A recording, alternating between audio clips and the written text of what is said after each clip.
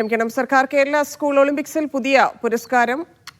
ഏറ്റവും കൂടുതൽ പോയിന്റ് നേടുന്ന ജില്ലയ്ക്ക് മുഖ്യമന്ത്രിയുടെ സ്വർണ്ണക്കപ്പ് നൽകാൻ തീരുമാനിച്ചിരിക്കുന്നു. സ്വർണ്ണക്കപ്പ് നൽകുന്നത് മേളയ്ക്ക് കൂടുതൽ ആവേശം പകരുമെന്ന് മന്ത്രി വി ശിവൻകുട്ടി മീഡിയ വണ്ണോട് പറഞ്ഞു.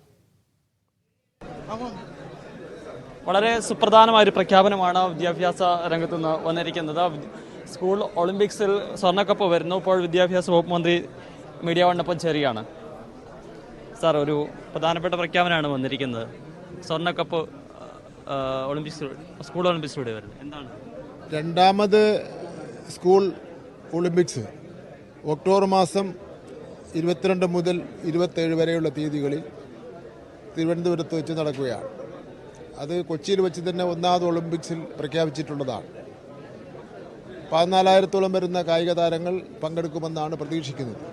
ഗൾഫിൽ നിന്നുള്ള കായിക താരങ്ങളും പങ്കെടുക്കുന്നുണ്ട്. ഇപ്രാവശ്യം ഗൾഫിൽ നിന്നുള്ള പെൺകുട്ടികളായിട്ടുള്ള കായിക താരങ്ങളും പങ്കെടുക്കുമെന്നാണ് കിട്ടുന്ന വിവരമെന്ന് പറയുന്നത്. ഇന്ത്യയിൽ തന്നെ ഈ നിലയിൽ ഒരു ഒളിമ്പിക്സ് മാതൃകയിൽ കായിക മത്സരം നടത്തുന്നത് ആദ്യമായിട്ടാണ്. ഇവിടെ ഭിന്നശേഷിയിൽപ്പെട്ട കുട്ടികളും ഇതിൽ പങ്കെടുക്കുന്നു എന്നുള്ളത് ഏറ്റവും ശ്രദ്ധിക്കപ്പെടുന്ന ഒരു കാര്യമാണ്. ഇന്ത്യയിൽ വേറെ എടുത്തും അത് ചെയ്യുന്നില്ല. ഒളിമ്പിക്സിൽ പോലും സ്പെഷ്യൽ ഒളിമ്പിക്സാണ് നടത്തുന്നത്. അപ്പോൾ ഇവിടെ കലാമേളയ്ക്ക് ഏറ്റവും കൂടുതൽ പോയിന്റ് നേടുന്ന ജില്ലയ്ക്ക് സ്വർണ്ണ കപ്പാണല്ലോ നടക്കുന്നത്. 117 പവനുള്ള സ്വർണ്ണ കപ്പാണ് കൊടുക്കുന്നത്. അപ്പോൾ കായിക ഇനവും ഒട്ടും മോശമല്ല. കായിക രംഗത്തിനും നല്ല പ്രാധാന്യം കൊടുക്കേണ്ടതായിട്ടുണ്ട്. അപ്പോൾ അതുകൊണ്ട് തന്നെയാണ് ബഹുമാനപ്പെട്ട മുഖ്യമന്ത്രിയുടെ പേരിൽ ഉള്ള ഒരു സ്വർണ്ണക്കപ്പ് കൊടുക്കുന്നതിന് വേണ്ടി തീരുമാനിച്ചത്. അതിന് മറ്റു കാര്യങ്ങളൊന്നും ആലോചിച്ചിട്ടില്ല. മറ്റു കാര്യങ്ങൾ ആലോചിക്കുന്നുണ്ട്. സ്വർണ്ണക്കപ്പ് കാസർഗോഡ് നിന്ന് കൊണ്ടുവന്ന് ബഹുമാനപ്പെട്ട മുഖ്യമന്ത്രിയെ തിരുവനന്തപുരത്ത് വെച്ച് ഏൽപ്പിക്കും.